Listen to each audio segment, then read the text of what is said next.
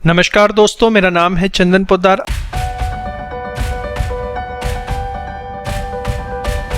सबसे पहले हम बात करने जा रहे हैं ऑटोमोबाइल सेक्टर की। देखिए, ऑटोमोबाइल सेक्टर के अंदर जो सबसे बड़ी प्रॉब्लम आ रही है वो आ रहा है डिमांड स्लो डाउन। जो कोविड के बाद जो है डिमांड के अंदर बूस्टअप देखने को मिला है, लेकिन अभी भी ये प्री कोविड लेवल्स को टच नहीं कर पाया है। और सेकंड जो है, metal prices all time high चल रहे हैं, जिसकी वजह से कॉस्ट ऑफ प्रोडक्शन जो है ऑटोमोबाइल कंपनीज के लिए बहुत ज़्यादा बढ़ गई है। देखिए, हमें पता है स्टील के प्राइसेस ओवर द टाइम बहुत ज़्यादा बढ़े हैं और इसकी वजह से ऑटोमोबाइल कंपनीज की जो प्रोडक्शन कॉस्ट है वो बहुत ज़्यादा बढ़ गई है। ऑटोमोबाइल कंपनीज के जो मार्जिन है पिछले 5 सालों में सबसे लो लेवल पर चल रहे हैं। उनकी जो प्रॉफिट्स की कमाने की कैपेसिटी है वो 5 साल में सबसे कम लेवल पे चल रही है। आप इसे सरल भाषा में ऐसे समझिए, जो Q1 था फाइनेंशियल ईयर 2022 का, मतलब 21-22 का बेसिकली, तो इसकी जो सेल्स थी वो 10% लोअर थी प्री कोविड लेवल से। मतलब 19-20 के जो फर्स्ट क्वार्टर में सेल हुई उसके मुकाबले अभी भी 21-22 के अंदर जो Q1 में सेल्स आई वो 10% कम थी, एक्सक्लूडिंग टाटा मोटर्स। सिर्फ टाटा मोटर्स ही ऐसी कंपनी थी जिसने अपनी सेल्स अच्छी रिपोर्ट करी। अगले 3 क्वार्टर्स में भी माना जा रहा है कि कहीं ना कहीं जो सेल्स है वो प्री कोविड लेवल से लो रहेगी, सिर्फ और सिर्फ टाटा मोटर्स को छोड़ के। इसमें सबसे बड़ा कंट्रीब्यूटर एक तो सेमी जो कंडक्टर्स होते हैं जो कार्स के अंदर यूज किए जा रहे हैं, उसकी शॉर्टेज जो है वो सबसे बड़ा प्रॉब्लम बन के आ रही है। अभी हमने देखा कि टाटा मोटर्स के जो प्राइजेस थे वो एक बार बहुत ज़बरदस्त हिट हुए और लगभग अपने टॉप से 20% नीचे आ चुके हैं। उसके पीछे कारण यही है कि उसकी जो सब्सिडरी है जैगुआर एंड लैंड रोवर, उसने ये बोला कि उसे अपनी प्रोडक्शन जो है 50% तक कम करनी पड़ेगी बिकॉज ऑफ सेमीकंडक्टर शॉर्टेज। खैर, अगर इस सेक्टर के अंदर आप इन्वेस्ट करना चाहते हैं 10 साल के टारगेट से, तो टाटा मोटर्स बहुत ज़बरदस्त और बेहतरीन शेयर है और ये काफ़ी रिटर्न्स आपको दे सकता है। दो इस समय 300 रुपये के आसपास ऑपरेट कर रहे हैं, लेकिन 10 ईयर की अगर आप इसमें टारगेट इन्वेस्टमेंट करते हैं तो बहुत अच्छे रिटर्न्स आप यहाँ पे एक्सपेक्ट कर सकते हैं।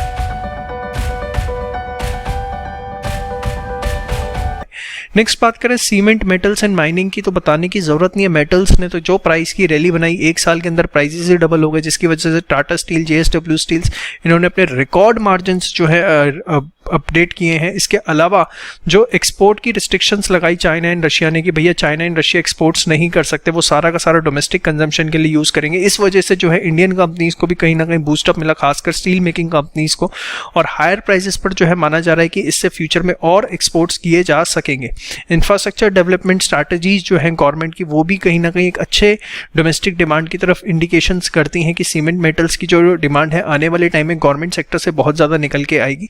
इवन एक नई चीज़ जो रियल एस्टेट सेक्टर को बूस्टअप दे रही है वो ये है कि demand for big houses, work from home के चलते लोग बड़े बड़े हाउसेस ले रहे हैं। जो अफोर्डेबल हाउसिंग प्रोजेक्ट होते थे 2 BHK के 30-35-40 लाख, वो अब लॉन्च ही नहीं हो रहे हैं।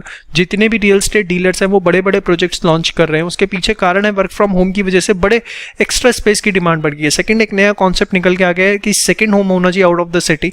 तो जो रिमोट एरियाज हैं वहां पर जो है रियल एस्टेट के नए नए प्रोजेक्ट्स निकल के आ रहे हैं, जिसकी वजह से सीमेंट्स की और स्टील की डिमांड रियल एस्टेट सेक्टर में भी आने वाले वक्त में जो है कहीं ना कहीं बढ़ सकती है। बट एक चीज़ ये भी समझने वाली होगी कि जैसे जैसे सप्लाई चेन फ्यूचर के अंदर नॉर्मलाइज होती है, वहाँ पर हमें एक्सपोर्ट्स में जो है वो हिट देखने को मिल सकता है सीमेंट एंड मेटल्स को लेकर के। अभी क्या है, पूरी वर्ल्ड वाइड चेन सप्लाई जो है इतनी रेगुलराइज नहीं है, इस वजह से जो है मेटल के प्राइसेस बहुत ज़्यादा हिट कर रहे हैं। लेकिन फ्यूचर में जो है ये अगर नॉर्मल होते हैं तो कहीं ना कहीं भी प्राइस एडजस्टमेंट इसमें होना बाकी है। लेकिन अगर शॉर्ट रन के हिसाब से इन्वेस्टमेंट करके रिटर्न्स लेने हैं 2 से 3 साल के लिए, तो इस सेक्टर की अच्छी कंपनीज के अंदर जो है इन्वेस्टमेंट किया जा सकता है। जो नेक्स्ट न्यूज आई वो है इंडिया का फोकस जो है एक्सपोर्ट्स पे बढ़ता जा रहा है। अब ये पूरी की पूरी न्यूज क्या है, देखिए, रिसेंटली हमने देखा कि इंडिया के जो एक्सपोर्ट्स हैं पिछले कुछ महीनों से बढ़ते जा रहे हैं, लेकिन हमारे सर का एक सबसे बड़ा दर्द बन गया है RCEP, regional comprehensive economic partnership. ये क्या है, 15 देशों ने, जो कि एशिया स्पेसिफिक हैं, जिसके अंदर चाइना है, जापान है, ऑस्ट्रेलिया है, उन्होंने आपस में एक एग्रीमेंट साइन किया है कि आपस में फ्री ट्रेड करेंगे। मतलब किसी भी तरीके की इंपोर्ट एक्सपोर्ट ड्यूटी नहीं लगेगी, या लगेगी भी तो बहुत कम लगेगी। मतलब ये 15 देशों के बीच में इंपोर्ट एक्सपोर्ट को लेकर रिस्ट्रिक्शंस बहुत कम होगी। लेकिन इंडिया इसका पार्ट नहीं है, इंडिया ने इसका पार्ट बनने से मना कर दिया। 2011 से RCEP पे चर्चा चल रही थी, लेकिन एट मूवमेंट पे इंडिया को लगा कि वो उसके फेवर में नहीं और वो उससे अलग हो गया। खैर, अब हम जब अलग पड़ गए हैं तो अब हमें इंडिविजुअली जो है हर देश के साथ अपने एग्रीमेंट करने पड़ेंगे। तो अभी इसी को लेके पीयूष गोयल ने जो कि हमारे देश के कॉमर्स मिनिस्टर हैं, उन्होंने कहा कि इंडिया को जो है पॉजिटिव मोमेंटम जो है वो मिल रहा है with respect to signing trade deals with the UK, Australia, Canada, Bangladesh, EU, GCC क्या है बेसिकली जो 6 गल्फ कंट्रीज हैं मेन, उनका जो एक काउंसिल ग्रुप है पूरा का पूरा, उसको आप जीसीसी बोल देते हैं, एंड इजराइल के साथ। यूके जो क्योंकि अभी ईयू से अलग हो गया तो उसके साथ जो टॉक्स हैं वो अभी इनिशियल लेवल पे हैं। और ये सारा का सारा मैंने आपको बताया उसके पीछे कारण क्या है, RCEP को जो है किसी ना किसी तरीके से टैकल किया जाए, जो कि इस समय वर्ल्ड का लार्जेस्ट फ्री ट्रेड ग्रुप जो है बन चुका है। अब यहाँ पर किस तरीके के कंसर्न्स देखने को मिल रहे हैं, देखिए हिंदुस्तान जो है फ्री ट्रेड को लेकर के रिजिड रहा है, क्योंकि माना जाता है कि फ्री ट्रेड के बाद जो हिंदुस्तान क्या रिजिड रहा है, हमारे जो देश की इंडस्ट्रीज हैं वो कहती हैं फ्री ट्रेड नहीं होना चाहिए, कुछ ना कुछ आप जो है ड्यूटी लगाएं क्योंकि उससे डोमेस्टिक मार्केट पे खतरा होता है। लेकिन पीयूष गोयल ने अभी बड़ा स्ट्रांग मैसेज दे दिया इंडस्ट्री को कि भैया हमें फ्री ट्रेड के लिए जाना पड़ेगा, आप जो है ज़्यादा कॉम्पिटिटिव बनिए, आप गवर्नमेंट से प्रोटेक्शन की उम्मीद ना करें, क्योंकि अभी जैसा कि एक अजय साहनी CEO है federation of Indian export organisation का, उन्होंने भी कहा कि अगर देश में आपको एम्प्लॉयमेंट जनरेट करनी है और ऐसे सेक्टर जो सबसे ज़्यादा एम्प्लॉयमेंट देने उनको प्रोटेक्ट करना है तो आपको एक्सपोर्ट्स को बढ़ाना पड़ेगा। और गवर्नमेंट जो अपनी PLI स्कीम्स लेके आई है, प्रोडक्टिविटी लिंक्ड इंसेंटिव, जिसके अंदर देश में प्रोडक्शन बढ़ाने पर जो है इंसेंटिव्स मुहैया करवाए जा रहे हैं, तो अगर उसको पूरा का पूरा यूटिलाइज करना है तो आप सिर्फ डोमेस्टिक कंजम्पशन पर डिपेंड नहीं कर सकते, आपको जो है एग्रीमेंट साइन करने पड़ेंगे, एक्सपोर्ट्स को है ज़्यादा से ज़्यादा बढ़ावा देना पड़ेगा। और अगर एक्सपोर्ट्स को बढ़ावा देने के बात आती है तो आपको फ्री ट्रेड एग्रीमेंट साइन करने पड़ेंगे कुछ देशों के साथ, जहां पर आपके संबंध अच्छे हैं वहां पर आपको ड्यूटीज़ को ख़त्म करना पड़ेगा और फ्री ट्रेड अलाउ करना पड़ेगा। लेकिन उसके बाद इंडियन इंडस्ट्री अपना रोना धोना मचा देती है कि विदेशी कंपनियां हिंदुस्तान में सस्ता माल बेचेंगी, तो उसके लिए पीयूष गोयल ने बड़ा स्ट्रांग मैसेज दे दिया। खैर ले देके अब बात यह है कि एक्सपोर्ट्स को लेके गवर्नमेंट ने बड़ा क्लियर कट अपना ओपिनियन कर दिया है कि गवर्नमेंट जो है अब एक्सपोर्ट्स को बढ़ाएगी, ड्यूटीज़ को कम करेगी, और इससे अगर डोमेस्टिक कंपनीज को नुकसान होता है तो अपनी कॉम्पिटिटिवनेस अपने लेवल पे बढ़ाए, गवर्नमेंट जो है उनको फ्यूचर में ज़्यादा प्रोटेक्शन नहीं देने वाली है। इंडिया के लिए सबसे पहली गुड न्यूज़ आई, मोस्ट अट्रैक्टिव मैन्युफैक्चरिंग हब। जी हाँ, इसका एक सर्वे किया गया 47 कंट्रीज के बीच में और इंडिया की जो पोजीशन है इसके अंदर आई नंबर 2। हमने यूएस को पछाड़ के ये पोजीशन नंबर 2 की हासिल की है। लास्ट ईयर तक यूएस जो है नंबर 2 पे हुआ करता था, इंडिया नंबर 3 पे हुआ करता था, लेकिन अब इंडिया जो है वो ऊपर आ गया है, नंबर 2 पे आ गया है। चाइना अपनी पोजीशन नंबर 1 स्टिल मेंटेन्ड है। माना जा रहा है कि इंडिया के पीछे जो पोजीशन नंबर 2 आई है, इसके पीछे जो सबसे बड़ा रीज़न है वो है कॉस्ट कॉम्पिटिटिवनेस की। यहाँ पर जो कॉस्ट कटिंग होती है प्रोडक्शन करने से और जो एक अच्छी कॉस्ट में यहाँ पे प्रोडक्ट डेवलप हो जाता है क्वालिटी, इस वजह से जो है ये पोजीशन बढ़ के नंबर 2 पर आ गई है। और इसके अलावा जो आउटसोर्सिंग करने के लिए रिक्वायरमेंट्स होती है, आउटसोर्सिंग क्या होता है बेसिकली आप ये समझिए कि कंपनीज अपना कुछ ऐसा प्रोसेस जो वो खुद नहीं करना चाहती, उनको लगता है कि कोर एरिया नहीं है, वो आउटसोर्स कर देती हैं। जैसे एप्पल है, एप्पल जो है वो अपने फोन्स खुद नहीं बनाता, वो दूसरी कंपनीज को बोलता है कि आप हमें जो है ये हमारी टेक्नोलॉजी है, ये हमारी रिक्वायरमेंट्स है, ऐसा फोन बना के दीजिए। तो that is basically called as outsourcing, जब आप अपने बिजनेस का कोई पार्ट किसी और फर्म से करवाते हैं। तो इंडिया जो मोस्ट अट्रैक्टिव मैन्युफैक्चरिंग हब बन रहा है उसके पीछे कहीं ना कहीं कारण ये भी है कि आउटसोर्सिंग करने के लिए जो रिक्वायरमेंट चाहिए, जो इंफ्रास्ट्रक्चर चाहिए, इंडिया में स्लोली एंड ग्रेजुअली डेवलप होता जा रहा है। गवर्नमेंट की पॉलिसीज बड़ी क्लियर एंड कट होती जा रही है। सिंगल विंडो ऐसी मिल रही है जहां से जो गवर्नमेंट की सारे जितने भी क्लैरिफिकेशंस आपको चाहिए, क्लियरेंस चाहिए, वो आप ले सकते हैं। तो ये सब ऑल टुगेदर जो है कहीं ना कहीं फेवर में काम कर रही हैं और ये ऑल टुगेदर एक बहुत ही अच्छी न्यूज़ इंडिया के। नेक्स्ट न्यूज जो आई वो आई टेलीकॉम सेक्टर से रिलेटेड। देश जहां इस समय 5G अपग्रेडेशन के लिए तैयार है, एयरटेल इसके ट्रायल कर रहा है, वहीं एक सबसे बड़ी प्रॉब्लम जो है इस टेलीकॉम सेक्टर के आगे आ गई है। वो प्रॉब्लम क्या है?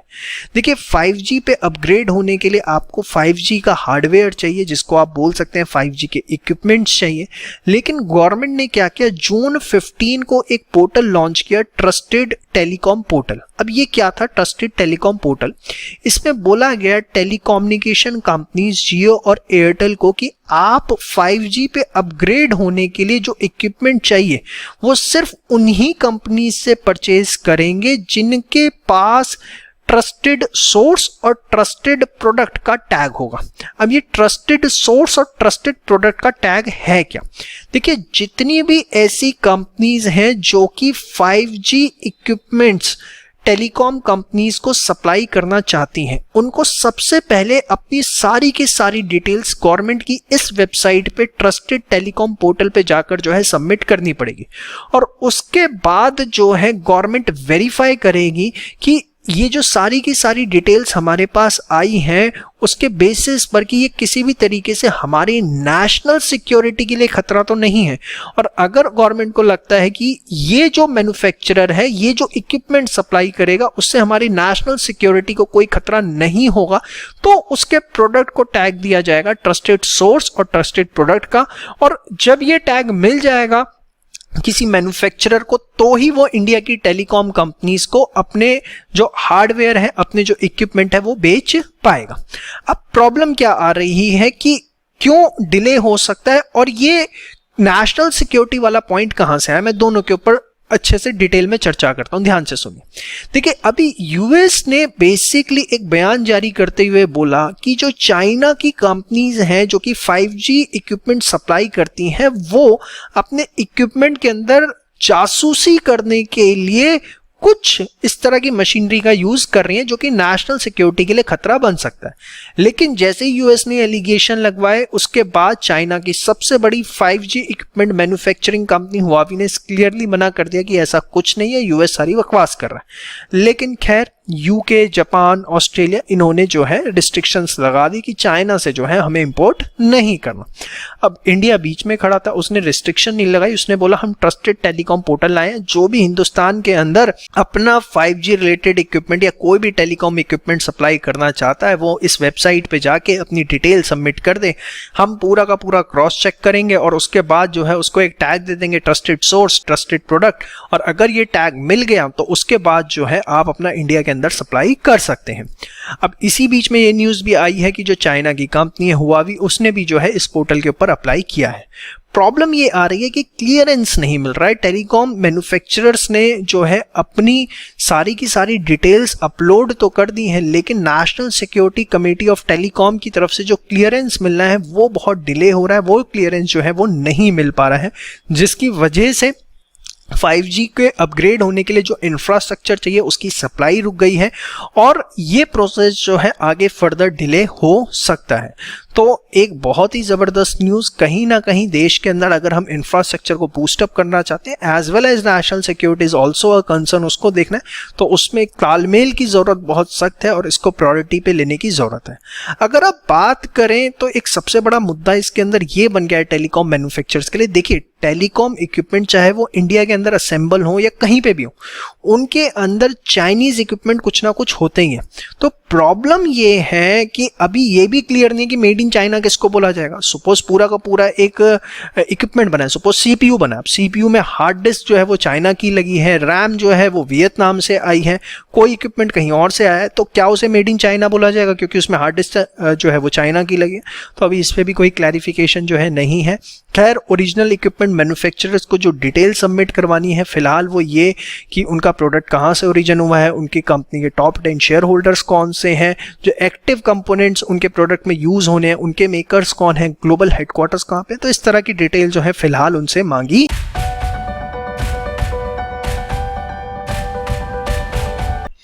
नेक्स्ट न्यूज आई LIC से, बड़े ध्यान से सुनिएगा इस न्यूज को। गवर्नमेंट जो है वो प्लान कर रही है कि LIC का IPO लेके आया जाए, LIC के जो शेयर्स हैं वो पब्लिक को अवेलेबल करवाया जाए। गवर्नमेंट प्लान कर रही है कि LIC का जो IPO साइज होगा वो लगभग 1 ट्रिलियन का होगा, मतलब 1 लाख करोड़ रुपए का।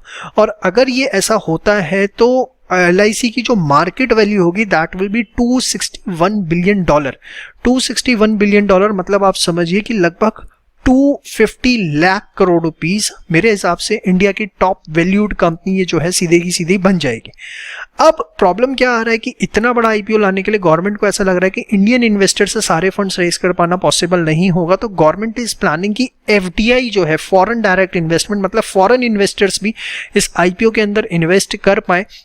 इसके लिए जो है गवर्नमेंट प्लानिंग कर रही है। देखिए, अगर प्रेजेंटली हम बात करें तो इंश्योरेंस कंपनीज के अंदर 74% की जो एफडीआई है वो अलाउड है, लेकिन एलआईसी जो है वो इस इंश्योरेंस कंपनीज में नहीं आता, क्योंकि इसका अपना खुद का एक कानून है, एलआईसी एक्ट है, अपना स्टेचू है, तो ये इस वाले पार्ट में नहीं आता। अगर गवर्नमेंट को ऐसा करना है तो उसके लिए कहीं ना कहीं नोटिफिकेशन लाना पड़ेगा, पार्लियामेंट से जो है इसको अमेंड करना पड़ेगा, चेंजेस लाने पड़ेंगे। और इसके अलावा इंश्योरेंस कंपनीज के अंदर अगर 5% से ज्यादा किसी भी फॉरेन इन्वेस्टर को इन्वेस्टमेंट करनी होती है तो उसके लिए जो है आईआरडीए का अप्रूवल लेना भी होता है। तो अगर गवर्नमेंट ये प्लान भी करती है एफडीआई लेके आना एलआईसी में, तो उसके लिए काफी सारे चेंजेस जो है कानून के अंदर करने पड़ेंगे। लेकिन अभी तक किसी भी तरीके का कोई फाइनल डिसीजन नहीं हुआ है कि एफडीआई आएगी तो कितनी आएगी, क्या सीलिंग होगी, किसको लाभ होगा, किसको नहीं होगा, ये ओवरऑल बातें हैं। मेरे ओपिनियन के अंदर क्या एलआईसी के अंदर एफडीआई आना चाहिए? तो देखिए, यहाँ पर एफडीआई आने में कोई दिक्कत नहीं है, बट पॉइंट इज दिस कि थोड़ा रिस्ट्रिक्शंस के साथ है, थोड़ा केयरफुली चेक करके। देखिए, जैसे मैं आपको बताता हूं, जो फॉरेन के पेंशन फंड्स हैं, जैसे सिंगापुर का पेंशन फंड हो गया सिंगापुर गवर्नमेंट का, सऊदी अरेबिया गवर्नमेंट का पेंशन फंड हो गए, अमेरिका के गवर्नमेंट के जो पेंशन फंड्स हैं, ये क्या करते हैं, दूसरे देशों के अंदर जो आईपीओज आते हैं, शेयर मार्केट्स होती हैं, वहां इन्वेस्ट करते हैं। इंडिया के अंदर पेंशन फंड्स के जो पैसे हैं वो स्टॉक मार्केट के अंदर इन्वेस्ट करना अलाउड है, लेकिन रिस्ट्रिक्शन बहुत है। जैसा कि हमने देखा था कि सिर्फ उन्हीं कंपनीज के अंदर आईपीओ में इन्वेस्ट किया जा सकता है जिनकी वैल्यूएशन जो है टॉप 200 कंपनीज के इक्विवेलेंट हो, और स्टार्टअप्स के आईपीओ में इन्वेस्ट नहीं किया जा सकता। तो बहुत सारी रिस्ट्रिक्शंस है। लेकिन विदेशी कंपनियों में अगर हम बात करें, विदेशी गवर्नमेंट के जो पेंशन फंड्स होते हैं उनमें ऐसा रिस्ट्रिक्शंस नहीं है, और वो बहुत बड़े लार्ज साइज के हैं। और गवर्नमेंट ऐसा मान के चल रही है कि हमें अगर इतने बड़े आईपीओ को सक्सेसफुल बनाना है तो हमें एफडीआई अलाउ करना पड़ेगा, ताकि ये जो फॉरेन कंट्रीज के पेंशन फंड्स हैं ये जो है एलआईसी के अंदर इन्वेस्टमेंट कर सके, और ये जो आईपीओ है गवर्नमेंट का सक्सेसफुल हो सके। तो आईपीओ में जो एलआईसी के इसमें एफडीआई अलाउ करना is not bad, but it must be with the strict restrictions. The reason is only one, उसके पीछे बड़ा सरल कारण है, एक आम आदमी, आपका मेरा सबका पैसा एलआईसी के अंदर लगा हुआ है, और इतनी बड़ी वैल्यूएशन कोई बहुत बड़ी बात नहीं है, लेकिन बहुत ध्यान से केयरफुली एक एक चीज चेक करके जो है इसको परमिट करना चाहिए। नेक्स्ट न्यूज आई, 6 trillion plan to monetise the assets. अब ये क्या है, बड़े ध्यान से इसको सुनिएगा। देखिए, फाइनेंस मिनिस्टर निर्मला सीतारमन जी ने अनाउंस किया 6 लाख करोड़ रुपए कैसे रेज किए जाएंगे अगले 4 सालों में गवर्नमेंट के असेट्स को मोनेटाइज करके। अब देखिए, असेट मोनेटाइजेशन का मतलब पहले उन्होंने बड़ा क्लियर किया यहां पर कि गवर्नमेंट अपने असेट्स बेचने नहीं वाली, सिर्फ प्राइवेट सेक्टर को देगी कुछ टाइम पीरियड के लिए कि आप इसे ऑपरेट करिए, अपना रेवेन्यू जनरेट करिए। और क्योंकि प्राइवेट सेक्टर को दिया जाएगा ऑपरेट करने के लिए, तो प्राइवेट सेक्टर जो है एक तरह की रॉयल्टी इनकम आप कह सकते हैं कि गवर्नमेंट को देंगे, और इस तरीके से गवर्नमेंट जो है 6 लाख करोड़ पे अगले 4 साल के अंदर जनरेट करने वाली है। टोटल 12 मिनिस्ट्री के 10 क्लास ऑफ असेट्स जो हैं वो मोनेटाइज किए जाएंगे, जिसमें सबसे ज्यादा जो है रोड्स को मोनेटाइज करके 1.6 ट्रिलियन मतलब 1,60,000 करोड़ पे, रेलवे से 1.5 लाख करोड़ पे, और पावर सेक्टर से लगभग 85,000 करोड़ पे जनरेट करने की बात कही जा रही है। इसके अलावा हमारे देश के 25 एयरपोर्ट, 8,154 किलोमीटर की नेचुरल गैस पाइपलाइन, 2,86,000 किलोमीटर के fibre lines, 14,917 telecom towers, 2,10,000 metric ton warehouses, 31 project shipyards के, 160 प्रोजेक्ट कोल माइनिंग के, ये सब जो है मोनेटाइज किए जाएंगे। एक तरह से आप कहिए कि लीज पे दिए जाएंगे, जिससे प्राइवेट सेक्टर ऑपरेट करेगा और उसके बाद अपना रेवेन्यू से अपने प्रॉफिट्स कमाएगा और एक हिस्सा जो है गवर्नमेंट को देगा।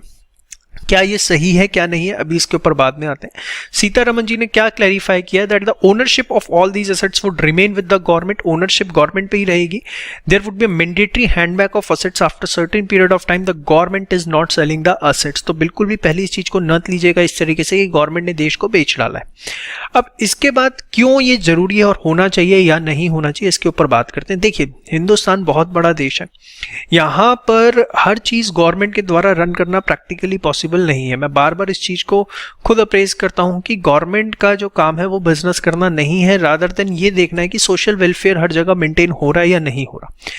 अगर ये असेट बेचे जाते that is a separate issue, but yes leasing out करना, फंड्स जनरेट करना, that is the good plan. अगर इससे अल्टीमेटली हमारे यहाँ एम्प्लॉयमेंट अपॉर्चुनिटीज क्रिएट होती हैं, देश को ग्रोथ मिलती है, गवर्नमेंट अपने काम पे ज़्यादा अच्छे से फोकस कर पाती है, कॉर्पोरेटाइजेशन नहीं होता है, अगर ये सब चीज़ें होती हैं तो सही है। जिस तरीके से देश की ग्रोथ है, जिस हमारे पास एस्पेक्ट्स हैं, जिस तरह से चाइना के सब अगेंस्ट हो रहे हैं, कहीं ना कहीं अगर हम प्राइवेट सेक्टर को इस समय रोल नहीं देंगे तो ये हमारे देश के लिए खतरनाक हो सकता है। हाँ, ओवरऑल इसका एक सबसे बड़ा ड्रॉबैक जो ये है कि ये मान के चलना पड़ेगा आपको कि आने वाले समय में जो सरकारी नौकरियां लगभग खत्म हो जाएंगी, एक्सेप्ट आप मान के चलिए कि जो एक अच्छी पोस्ट होती हैं ए ग्रेड या बी ग्रेड की, वहीं तक बचेंगी, क्योंकि नीचे लेवल के जितने भी काम है वो सारे के सारे आप देख रहे हैं प्राइवेट सेक्टर्स के पास जा रहे हैं और सारी जो है कॉन्ट्रैक्ट बेसिस पे वर्किंग जो है फ्यूचर के अंदर मिलने वाली है। तो एक सबसे बड़ा जो नुकसान है पूरा का पूरा इससे वो है गवर्नमेंट जॉब के सेक्टर को, कि वहां पर फ्यूचर के अंदर जॉब्स जो है कम होंगी, लेकिन वो ही टर्न अराउंड जो है आपको देखने को मिलेगा प्राइवेट सेक्टर के हाथ में। जब ये चीजें जाएंगी तो उससे प्राइवेट जॉब्स जो है बहुत क्रिएट होने वाली है।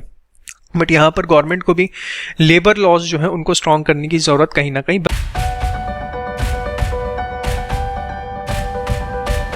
उसके बाद सेकंड न्यूज आई हमारे देश के अनऑर्गेनाइज्ड लेबर सेक्टर के लिए। देखिए लास्ट ईयर हमने देखा कोविड के दौरान किस तरीके से जो लेबर था उसका हाल हुआ, हमने उन्हें सड़कों पे चलते हुए देखा, हमने देखा कि सबसे ज्यादा अफेक्टेड अगर कोई था तो हमारे देश की लेबर क्लास थी। एक 2018-19 का सर्वे कहता है कि हमारे देश की जो 93% वर्क फोर्स है वो अनऑर्गेनाइज्ड है, मतलब, और ये जो है लगभग 418.5 मिलियन हमारे देश की जो वर्क फोर्स है एज पर 2018-19 सर्वे वो थी 450 मिलियन, और उसमें से 93% अनऑर्गेनाइज सेक्टर के अंदर है। अब फर्स्ट वेव के बाद क्या है, गवर्नमेंट को भी बहुत ज्यादा दिक्कत हुई इनको सपोर्ट पहुंचाने में, और ये सबसे ज्यादा हार्डेस्ट हिट हुए, और कहीं ना कहीं गवर्नमेंट को चारों तरफ से क्रिटिसिज्म जो है झेलना पड़ा, क्योंकि इन लोगों तक जितनी सपोर्ट पहुंचना चाहिए था उतना नहीं पहुंच पा रहा था। फिर पार्लियामेंट की स्टैंडिंग कमेटी ने एक रिकमेंड किया कि एक हमें डेटाबेस बनाने की जरूरत है अनऑर्गेनाइज्ड वर्कर्स को कि जहां पर हमारे पास सारी की सारी उनकी डिटेल्स हो। इवन सुप्रीम कोर्ट ने भी कुछ महीने पहले गवर्नमेंट को लताड़ा कि आप इस काम में डिले क्यों कर रहे हैं। तो फाइनली गवर्नमेंट ने एक ई श्रम प्लेटफॉर्म जो है, एक ई श्रम पोर्टल जो है वो लॉन्च किया है, जहां पर जितने भी अनऑर्गेनाइज्ड लेबर है वो अपने आप को जाके रजिस्टर करवा सकती है, और रजिस्टर करवाने के बाद जो वेरियस गवर्नमेंट स्कीम्स है उनके बेनिफिट्स जो है डायरेक्टली उन तक पहुंचाए जा सकते हैं। अब इसके अंदर अगर मैं बात करूं तो जो सबसे बड़ी चीज रखी गई है कि जैसे ही कोई भी लेबर अपने आप को यहाँ रजिस्टर करवाता है तो उसको जो है एक इंश्योरेंस मिलता है 2 लाख रुपए का इन केस ऑफ डेथ या परमानेंट डिसेबिलिटी, और 1 लाख रुपए का अगर पार्शियल डिसेबिलिटी हो जाती है। रजिस्ट्रेशन करवाते के साथ ही जो है शुरू हो जाता है। हमारे देश के labour and employment secretary Apurva Chandra का कहना है कि ये जो डेटाबेस इकट्ठा होगा ये स्टेट गवर्नमेंट्स के साथ भी शेयर किया जाएगा, ताकि उनको स्टेट गवर्नमेंट्स को जो वेरियस स्कीम्स लेबर्स तक पहुंचानी होती है उसका फायदा जो है लेबर्स तक एक्चुअली में पहुंच सके। पोर्टल को कोशिश की गई है जितना सिंपल से सिंपल हो सके उसको रखा जाए। इवन अगर कोई लेबर अपने आप को रजिस्टर करवा लेता है कि वो कंस्ट्रक्शन वर्कर, और कल दिन वो अपनी प्रोफाइल चेंज करता है, तो वो सिंपल एक एसएमएस भेज करके जो है अपनी वर्क प्रोफाइल चेंज कर सकता है। एक फोन नंबर से 4 लेबर जो है वो रजिस्टर करवा सकते हैं, और अगर किसी लेबर के पास मोबाइल फोन नहीं है तो जो गवर्नमेंट के सेंटर है नियर बाय वहां पर जा करके जो है वो अपने अंगूठे से जो है रजिस्ट्रेशन करवा सकते हैं। देखिए ये बहुत ही अच्छी चीज़ है, प्रोवाइडेड एक डेटाबेस इकट्ठा हो जाए, और इसमें आप और हम भी बहुत अच्छा कंट्रीब्यूट कर सकते हैं। जो हमारे घर में मेट्स आती हैं, हमारे सर्कल में आप देखेंगे जितने भी ऐसे लेबर्स हैं जो अनऑर्गेनाइज सेक्टर के अंदर, अगर हम थोड़ा सा यहाँ पर एक इनिशिएटिव ले ले पब्लिक की, हमें अपने सर्कल के अंदर जितने भी अनऑर्गेनाइज लोग दिख रहे हैं उनको यहाँ पर रजिस्टर करवाना है, तो गवर्नमेंट की स्कीम्स का सीधा फायदा जो है इन लोगों तक पहुंच सकेगा। और एक ये हमारा भी डायरेक्टली इनडायरेक्टली कहीं ना कहीं पब्लिक की फॉर्म में रोल बनता है कि भारत को अगर आगे बढ़ाना है तो ये चीज़ हमें करनी चाहिए। तो मैं सभी व्यूअर से रिक्वेस्ट करूंगा कि आपके सर्कल में जितने भी लोग हैं ई श्रम प्लेटफॉर्म के बारे में थोड़ी सी जानकारी आप लोग पहले खुद इकट्ठा करें, और सर्कल में ऐसे जितने लोग हैं जो अनऑर्गेनाइज सेक्टर के अंदर हैं यहां पर जो है उनको रजिस्टर करने में उनको असिस्टेंस दें।